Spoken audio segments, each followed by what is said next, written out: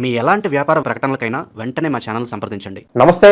ఈ రోజు మన స్టూడియోలో ప్రముఖ ఆధ్యాత్మికవేత్త, జ్యోతిష్య వాస్తు పండితులు, లలితాదేవి ఉపాసకులు బ్రహ్మశ్రీ నానాజీ పట్నాయక్ గారు ఉన్నారు. గురుగారితో మాట్లాడదాం. నమస్కారం గురుగారు. శ్రీమాత్రే నమః. గురుగారు ఆగస్టు మాసంలో మకర రాశి వారి టైం ప్రస్తుతం ఎలా నడుస్తుంది, ఎలాంటి జాగ్రత్తలు తీసుకోవాలి, ఎలాంటి పరిస్థితులు ఎదురయ్యే అవకాశం ఉంది, దీనికంటే ముందు సహజ సిద్ధంగా వీళ్ళ లక్షణాలు ఎలా ఉండబోతున్నాయి ఓవరాల్ గా? ఒకటేనండి, మకర రాశి వారికి కనుక చూసుకున్నట్లయితే ప్రధానంగా వీరికి అంటే మకరం పట్టు అంటారు, గమనించండి. గజేంద్ర మోక్షంలో కూడా ఆ గజాన్ని పట్టేసుకుంటుంది. ఆఖరికి విష్ణుమూర్తి వచ్చి చక్రం వదిలితే కానీ అది వదలలేదు. కాబట్టి మకరం పట్టు అంటుంటారు. అందుకే అంటే వాళ్ళకి పట్టుదల ఎక్కువగా ఉంటుందండి. బయటికి చూడడానికి పెద్దగా కనబడరు, కానీ వాళ్ళు పట్టుదలగా చేస్తే అసలు బాబోయ్ ఏంట్రా బాబు వీళ్ళకి ఇంత పట్టుదల ఏంటి అనిపిస్తుంది. కష్టపడే స్వభావం ఎక్కువగా ఉంటుంది. ఎవరికో ఎక్కడో శని పాడైతే చెప్పలేం, కానీ కష్టపడి సంపాదించడంలో, కష్టపడడంలో వీళ్ళకి నెంబర్ 1, ఇంకా అందులో డౌట్ లేదు. అంటే ఎంత వర్క్ ఉన్నా సరే వర్క్ చేసుకుంటూ వెళ్ళిపోతారు. ఇంకొక గొప్ప ఇదేంటంటే వీళ్ళు మకరం వారు ఎంత వర్క్ దీంట్లో ఉంటే అంత బాగుపడతారు లైఫ్లో. అంటే వీళ్ళు ఎక్కడో వెనకబడ్డారు అంటే వర్క్ విషయంలో ఎక్కడో వీళ్ళు విస్మరించడం, నెగ్లిజెన్సీ చేయడం, లేకపోతే పర్లేదులే రేపు చూద్దాంలే అనుకోవడం, ఇవాళ చేయాల్సిన పని రేపు ఎప్పుడైతే వీళ్ళు పోస్ట్పోన్ చేశారో లైఫ్లో వెనకబడతారు. రేపు చేయాల్సిన పని కూడా వీళ్ళు ఇవాళ ఎప్పుడైతే కంప్లీట్ చేశారో వీళ్ళ లైఫ్లో అద్భుతంగా ముందుకు వెళ్తారు. ఇది ఓన్లీ మకరం వారికి అందరికీ వర్తిస్తుంది, కానీ మకరం వాళ్ళకి ఎక్కువ వర్తిస్తుంది. Because of natural 10th lord అది. మకరం అనేది సహజంగా దశమ రాశి. ఎప్పుడైతే దశమ రాశి ఏదైతుందో వర్క్ ఇదనమాట, శనికి వచ్చినటువంటి దశమ పోర్ట్ఫోలియో ఇది ముఖ్యంగా. కాబట్టి వీళ్ళ లైఫ్లో ఒక డెసిషన్ తీసుకోవాలి. నేను ఈరోజు అనుకున్నది ఈరోజు చేసేసేయాలి, రేపటికి పోస్ట్పోన్ చేయండి. ఇంకా వీలైతే రేపటి పని అయినా ఈరోజు చేసేయాలి. పోస్ట్పోన్ చేశానా నా గొయ్యి నేను దూకున్నట్టు అనుకోవాలి వాళ్ళు. ఇది కనుక వీళ్ళు సూత్రం పాటించగలిగితే ఇంకా జీవితంలో వీళ్ళు డౌన్ఫాల్ అనేది ఉండదండి. ఎందుకంటే సహజంగా కష్టపడే స్వభావం ఉండేటువంటి వ్యక్తికి డౌన్ఫాల్ అనేది ఉండదు. ఎక్కడో వాళ్ళ లగ్నాధిపతి, ఎందుకంటే వీళ్ళకి లగ్న ద్వితీయాధిపతి అంటే జీవుడు ధనాధిపతి ఇద్దరు ఒకటే. సో జీవధనాధిపతులు ఒక్కరు ఎప్పుడైతే అయ్యారో అదేమవుతుందంటే వీళ్ళ కష్టము, వీళ్ళ ఎఫర్టు, వీళ్ళ కుటుంబము అంతా ఒకటై ఉంటుంది. మకరం వారికి వీళ్ళ కుటుంబము వీళ్ళకి సపోర్ట్. శని పాడాయి అనుకో వీళ్ళ కుటుంబం వీళ్ళకి సపోర్ట్ చేయదు.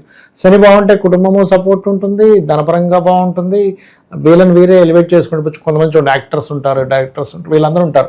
వాళ్ళే మెయిన్ మనీ. ఇప్పుడు చూడండి మహేష్ బాబుతో సినిమా తీస్తున్నాం, మహేష్ బాబే డబ్బులు అక్కడ.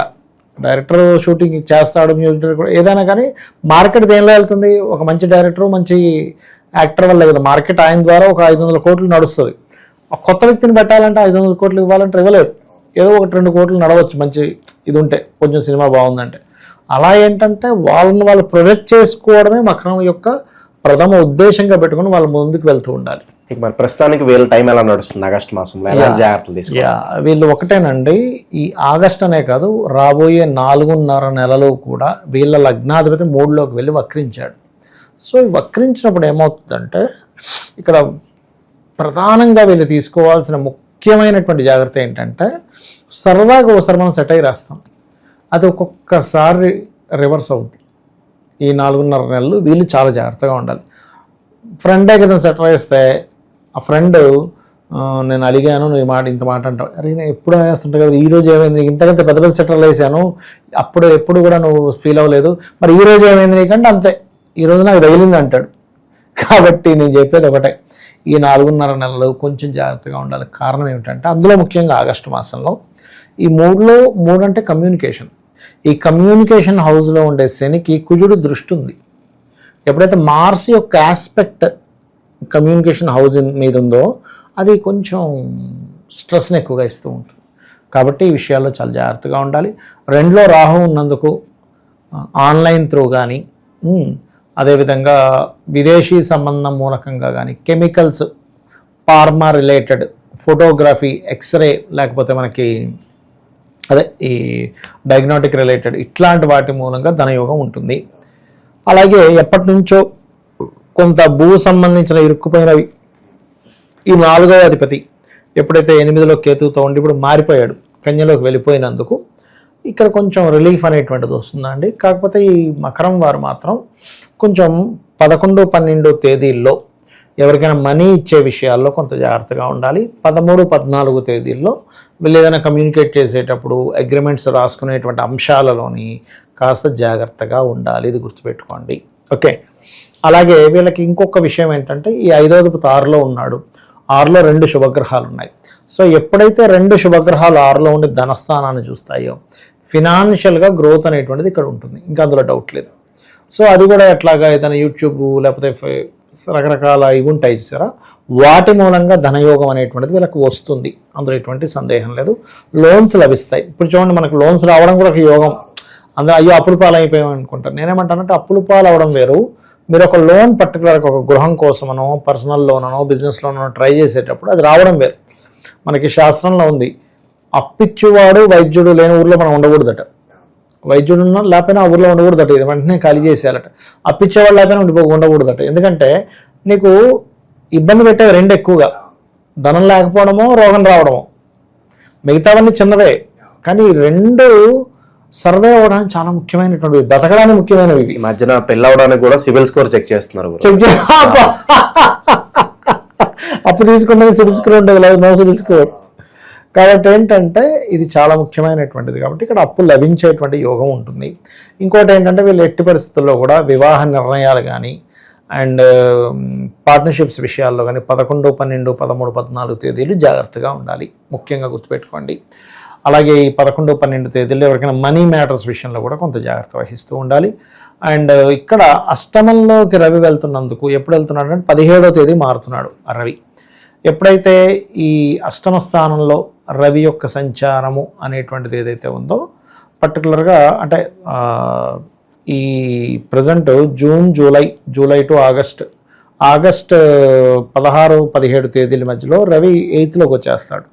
8లోకి రాకముందేమో ఈ మకరం వారికి 8లోకి రాకముందైనా ఏదైనా కొంత ప్రాపర్టీ కొనుక్కోవడానికి ఈ మంత్ బాగుంది చెప్పాలంటే. ప్రాపర్టీ ఆఫీస్ పెట్టడానికి, ఏదైనా కొత్తగా ఏదైనా కన్స్ట్రక్షన్ స్టార్ట్ చేయడానికి కొంతవరకు బెనిఫిషియల్గా ఉంది చెప్పాలంటే.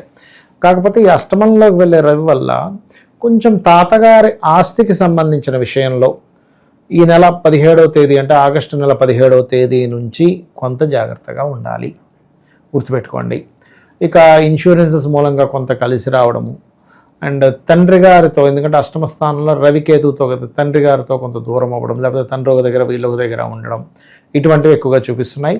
అలాగే మకరం వారికి ముఖ్యంగా బ్యాంకింగ్ సెక్టార్స్, ఫైనాన్షియల్ రంగాలు, చిట్ ఫండ్ రంగాలు, టీచింగ్ రిలేటెడ్ రంగాలు, ఫ్యాషన్ రిలేటెడ్ రంగాల్లో ఉద్యోగ అవకాశాలు కూడా వస్తాయి. అందులో ముఖ్యంగా వీళ్ళు ఏదైనా ఆన్లైన్లో టీచింగ్ చేసేటువంటివి కనుక ఎంచుకున్నట్లయితే బాగుంటుంది కూడా వీరికి చెప్పాలంటే. ఇక విశేషంగా ఇంకా మెరుగైన ఫలితాలు పొందాలంటే ఎలాంటి దైవారాధన పరిహారాలు అవసరం అంటారు? మంచి ప్రశ్న వేశారు. సహజంగా మకరం వారికి ఎప్పుడైనా గుర్తుపెట్టుకోండి, లలిత ఆరాధన చాలా ముఖ్యమండి. లేదు ఇప్పుడు 6th హౌస్లో 2 గ్రహాలు ఉన్నది, ఇంకొక అప్పు చేయాల్సి వస్తుందంటే నాకు అప్పులు వద్దనుకుంటున్నా వస్తున్నాయి అనుకుంటే ఓం అపర్ణాయై నమః అనే నామస్మరణ చేయడం మంచిది. ఇక అష్టమంలో కేతువు రవి ఉంటూ భాగ్యంలో కుజుడున్నందుకు ప్రధానంగా వీళ్ళు ఎక్కడికైనా లాంగ్ జర్నీస్ బయలుదేరే ముందు ఒక్కసారి లక్ష్మీ నరసింహస్వామిని లేకపోతే ఆంజనేయ స్వామిని, సుబ్రహ్మణ్యేశ్వర స్వామిని ఓం స్కందాయ నమః అనుకున్నా సరిపోతుంది. అలా అనుకున్నట్లయితే వీళ్ళకి లాంగ్ జర్నీస్ వల్ల ఇబ్బంది ఏమి ఉండదు. పెద్ద అమౌంట్ ఏదైనా రావాల్సిన ధనం విషయంలో కూడా గొడవలు జరగవు వీళ్ళకి.